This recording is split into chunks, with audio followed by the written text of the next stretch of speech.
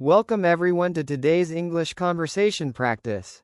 I'm your host, and today we have a very special guest, Anna, an English learner who will share her experience and thoughts about learning English.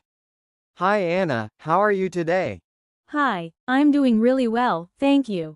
I'm happy to be here and talk about my English journey. That's wonderful. Let's start from the beginning. Can you tell us when you started learning English and what motivated you to do it? Sure, I started learning English about 2 years ago. At first, it was just a school subject, but then I realized how useful it is. I wanted to watch movies and understand songs in English.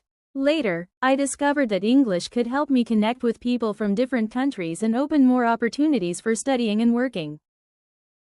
That's a great reason. Many people start that way. And what do you find most interesting or enjoyable about learning English? I really enjoy learning new words and phrases. When I understand a movie or a song without subtitles, I feel proud of myself. I also like speaking practice because it helps me feel more confident. Sometimes I talk to myself in English just to practice pronunciation. That's a very effective method.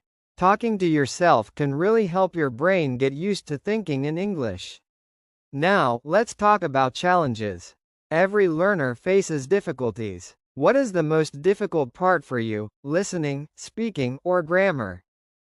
I think listening is the hardest part. When native speakers talk fast, I sometimes miss words or don't understand the meaning. Also, there are so many different accents, British, American, Australian, and that can be confusing. Yes, absolutely. English accents can be tricky. Do you do anything special to improve your listening skills? Yes, I do. I listen to short English podcasts and YouTube videos for learners. I also watch movies with English subtitles. Sometimes I repeat what the speakers say, to copy their pronunciation and rhythm. It really helps me improve my ear. Excellent strategy. Now let's imagine you're in another country. For example, you're visiting London. You walk into a cafe, and the barista asks, "How are you today?" How would you respond naturally? I would say, "I'm good, thank you. How about you?" Or maybe, "I'm doing great, thanks for asking." It's polite to ask back, right? Exactly. That's what makes small talk sound friendly. Let's practice one more small talk question. If someone asks, "What do you do?" how would you answer? I'd say, "I'm a student. I'm studying English and preparing for my exams." Or if I had a job, I'd say, "I work as a designer," or "I'm an engineer." Perfect. That's clear and natural. Now, let's make the conversation a little deeper. Why do you think English is important for people today? I think English is important because it's an international language. It helps people from different countries communicate. It's also the language of technology, science, and travel. If you know English, you can understand the world better, you can study abroad, make new friends, and learn about other cultures easily.